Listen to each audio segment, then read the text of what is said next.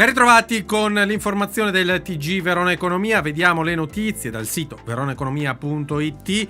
Unicredit, Orcel su Banco BPM, se c'è più valore possibile rilancio. Il CEO di Unicredit nel corso di una conferenza non esclude un aumento dell'offerta su Banco BPM e si dice sereno sulla quota in Commerzbank. Trovate questo articolo sugli ultimi aggiornamenti dal risico bancario e in particolare la grande attività di Unicredit nelle ultime settimane. Turismo sul lago di Garda a Veneto nel 2024, oltre 14,7 milioni di presenze.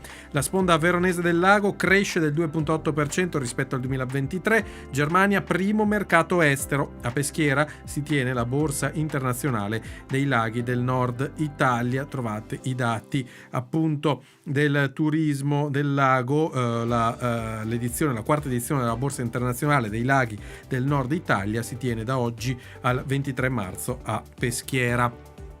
Proseguiamo con le notizie. 74 piccole e medie imprese venete avviano il percorso di innovazione con università e regione. Al via il programma promosso da Union Camere Veneto e le università per supportare le imprese nella trasformazione digitale e sostenibile. Andiamo al settore del vino. Ripa della Volta, premiata da Forbes tra le eccellenze del vino italiano.